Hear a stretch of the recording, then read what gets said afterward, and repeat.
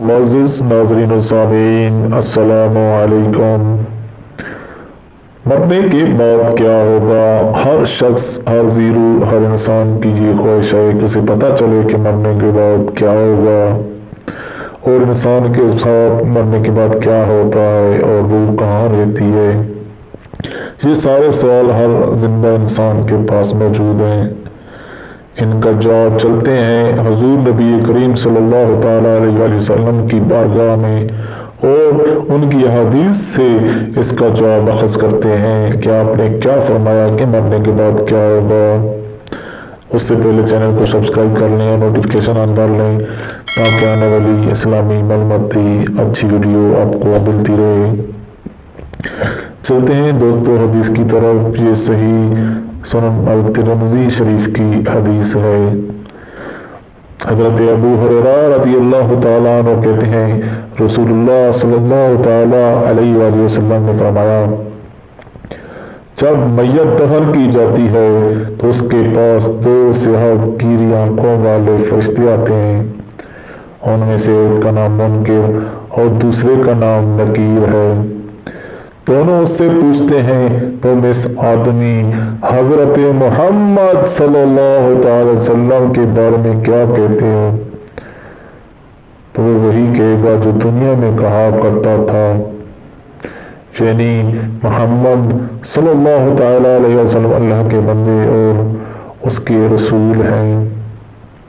میں گواہی دیتا ہوں کہ اللہ کے سوا کوئی اعلیٰ نہیں اور محمد صلی اللہ تعالیٰ علیہ وآلہ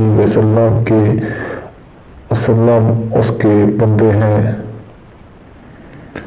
دونوں فرشتے جواب میں کہتے ہیں ہاں سمجھتے تھے کہ تم یہی جواب دو گے۔ پھر اس کی قبر 70 ہاتھ فراغ کر دی جاتی ہے، کھلی کر دی جاتی ہے، روشن کر دی جاتی ہے۔ پھر بندے سے کہا جاتا ہے سو جاؤ۔ وہ کہتا ہے میں اپنے اہل و عیال میں واپس جا کر انہیں اپنی مغفرت کی خبر دینا چاہتا ہوں۔ فرشتے جواب میں کہتے ہیں یہ ممکن نہیں ہے، بلکہ اب تم دلہن کی نیند جیسی پرسکون نیند سو جاؤ جسے اس کے محبوب کے علاوہ کوئی نہیں جگاتا۔ چنانچہ وہ سو جاتا ہے یہاں تک کہ اللہ ہی اسے قبر سے اٹھائے گا۔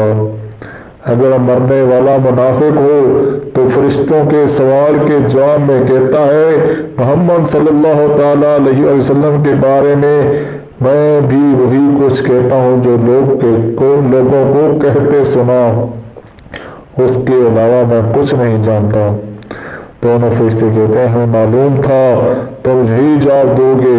پھر زمین کو حکم دیا جاتا ہے کہ تنگ ہو جا، چنانچہ وہ تنگ ہو جاتی ہے اور اس کی پسلیاں ایک دوسرے میں گھس جاتی ہیں۔ منافق اپنی قبر میں قیامت تک اسی عذاب میں مبتلا رہتا ہے۔ حدیث نمبر 856 الترمذی شریف۔